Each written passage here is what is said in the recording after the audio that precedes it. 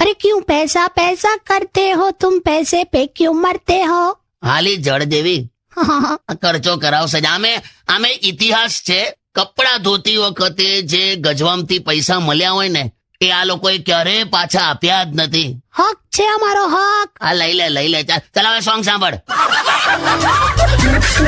અને 2 પ્રકારની અગરબત્તી આવે છે. સુગંધવાળી.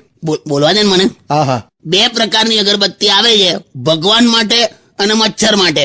ભગવાન આવતા નથી ને મચ્છર જતા નથી. લા યાર બહુ કરી તમે તો. એક કામ કરો, તમે હમણાં એક નાનકડી જપ્પી લઈ લો, ત્યાં સુધી હું મસ્ત ગીત વગાડું. અત્યારે એક બીજું તને કહી દઉં. શું પાછું? વિજ્ઞાન ગમે તેટલું આગળ વધી જાય ને પણ આજ દિન સુધી એ ખબર જ નથી પડી કે શું કામ કામના દિવસે જ સવારે બહુ ઊંઘ આવે અને રજાના દિવસે આંખો વહેલી ખુલી જાય.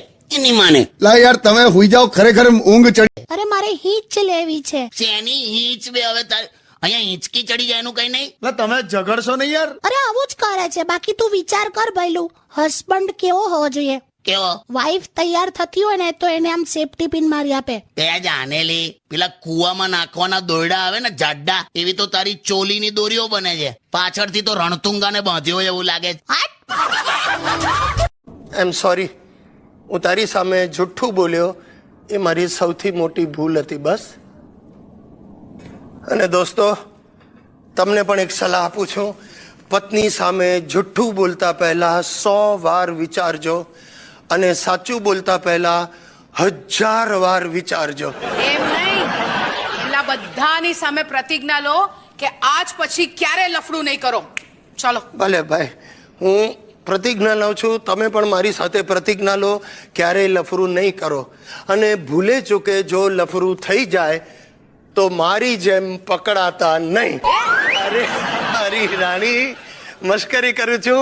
જો આમાં કેવું છે, જ્યારે પણ પત્ની પર ગુસ્સો આવે ને તો થોડીક વાર શાંત રહીને એવું વિચારવાનું કે આના પહેલા જ્યારે તમને ગુસ્સો આવ્યો તો કે તમે કરેલો, ત્યારે તમે એનું કશું પણ બગાડી શક્યા હતા નહીં ને, તો શું કામ ગુસ્સે થવાનું? લા Stay tuned with Kishore Kaka only on Radio City 91.1. એવું જ હોય. પતિ હોય ને પતિ, એ પતંગ જેવો જ હોય. તમે સેટ ઢીલ આપો એટલે આગલી અગાસીમાં જ જતો રહે. ચૂપ રહો હવે. આગળની અગાસીમાં કોઈ આઈતી સુવર્ણા કરીને એની સાથે ખબર નહીં શું કરતા હતા. શું કરતો નહીં, મને કઈ આવડે પતંગ ચગાવતા? હું કઈ વાતચીત કરતો હતો. તો તમારી વાતચીત એટલી બધી વધી ગઈ કે સાંજે પાછા તમે એને ઘરે મૂકવા જવાના હતા. તો કાલી આવે ને આમ જ પૂછ્યું. હવે મેં કહું કે ચાલો તમને હું ડ્રોપ કરી દઉં એમ. પણ પેલી એ મસ્ત જવાબ આપ્યો ને તમને કે હું અજાણ્યા વ્યક્તિ સાથે બેસતી નથી. હાલ હવે કાકા આવો જવાબ આપી દીધો તમને. હા, મને કે હું અજાણ્યા વ્યક્તિ સાથે બેસતી નથી આવું બોલીને પાછી એ રિક્ષામાં બેહી ગઈ, જાણે રિક્ષાવાળો એના ફોઈનો છોકરો હોય. સોરી કીધું ને ભાઈ, સોરી યાર. કાકા શાંતિ રાખો, એસી માં બેસો છો તોય આવું કરો છો. અલા એ જ તો કહું છું, મારો વારો જ નહીં આવતો યાર. જો બાજુ તું શાંત રે, મને કહી દે. આ શું કરે ખબર છે?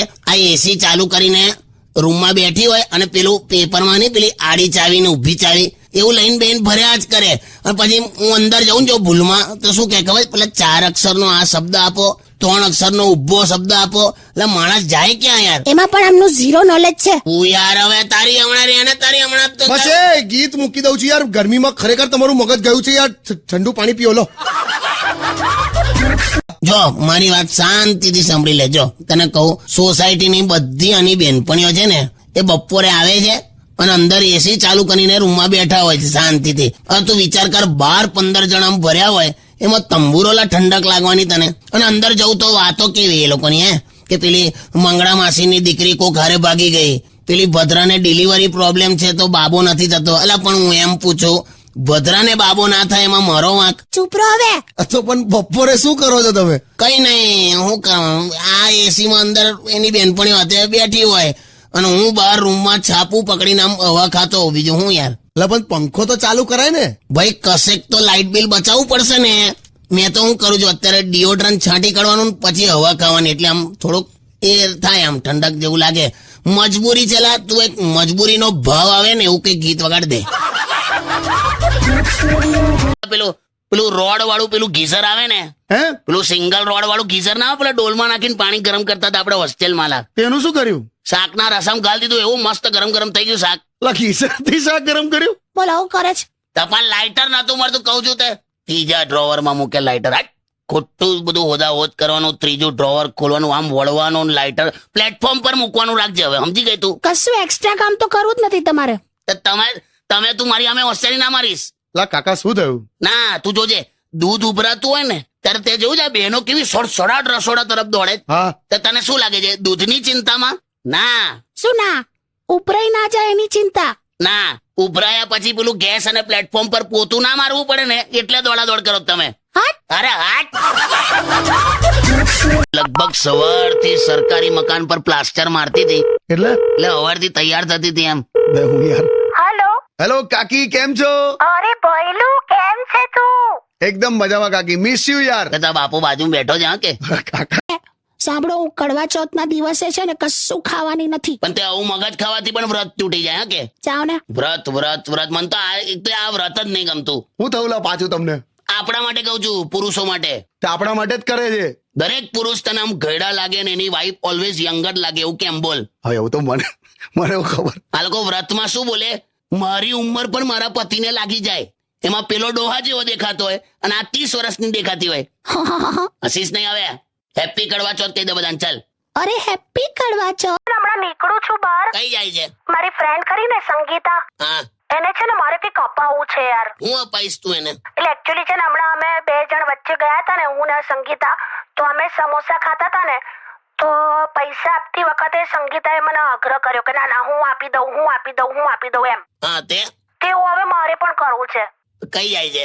હું છે ને જ્વેલરીની દુકાનમાં જાઉં છું. આ જ્વેલરી માટે આગ્રહ હોય? કાકા એ હેલો, હા. નાસ્તાની લારીએ હોય કે ચલો હું આપી દઉં પણ જ્વેલરી માટે ના હોય એવું. અરે કરવા દો ને મને. અરે યાર, આ તને વ્યવહાર ખબર જ નથી પડતી યાર. ચલો એ બધું છોડો, તમે મને કહો કે મને શું આપું. મને શું પૂછે છે? આમ છે ને આમ યાદ રાખે ને એવું મારે કે આમ એને તોડી નાખે એવું આપવું છે. તોડી નાખ ભાઈબંધી તોડી નાખ. ચૂપ રહો, બોલો ને. એ શું રિંગ આપી દે. હવે જ્વેલરીના શોરૂમમાં જાય છે તો રિંગ આપી દે. રિંગ ના, મારે એને કઈ મોટું આપવું છે. તો ટ્રકનું ટાયર આપલી તો છે ને યાર. બેન ના અપાય. હેલો, જો હું તમને સમજાવું, પત્નીની જે કોઈ ખામીઓ હોય ને એના પર કોઈ દિવસ વિવાદ નહીં કરવાનો. કેમ એવું? હા, તો જો એ ખામીઓ ના હોત તો તમારાથી સારો પતિ ના મળ્યો હોત એને. હા એ બરાબર. એટલે બહુ હોશિયારી મારવાની જ નહીં. બીજું એ કે પત્નીને ક્યારે જુઠ્ઠું નહીં બોલવાનું. એવું કેવું? હા, કેમ કે તમે પકડી જ જાવલા. તમને ઓલવેઝ એ વાત જ પૂછે જે પહેલેથી એને ખબર હોય. બધું અનુભવ પરથી કહું છું લા.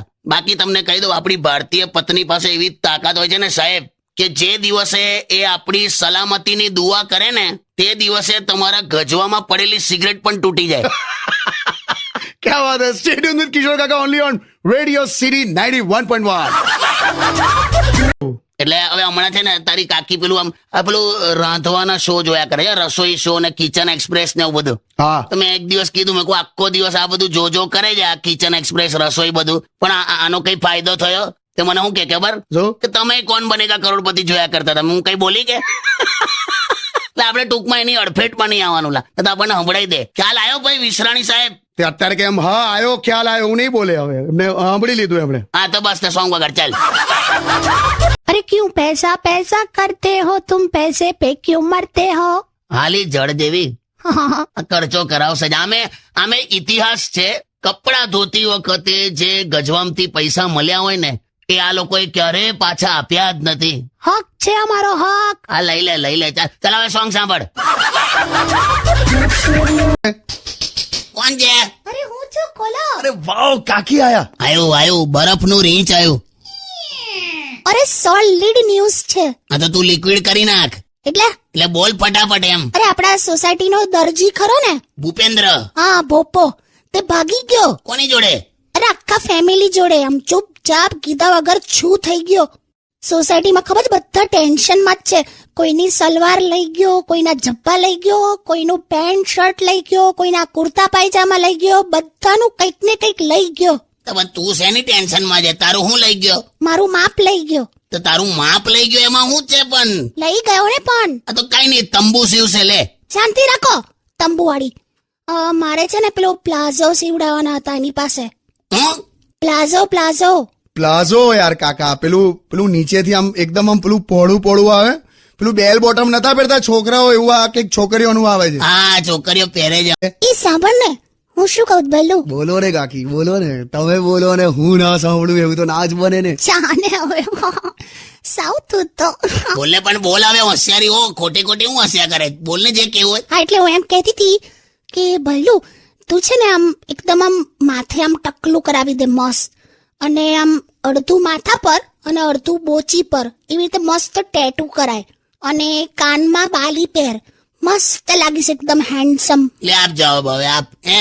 બધું કાકીનું માનવા તૈયાર છે ને તો કરા હવે. ના ના આ તો યાર એકદમ એટલે કાકી આ તો થોડું જુદું ના લાગે? આમ થોડું નહીં, આમ જોવા જે ખાસું જુદું લાગે કાકી. ટૂંકમાં ના સારું લાગે કેને પણ આ તો એક થોટ હતો. પણ તારો એક થોટ એને રૂપિયાની પીપરમીટ જેવો કરી નાખે ને.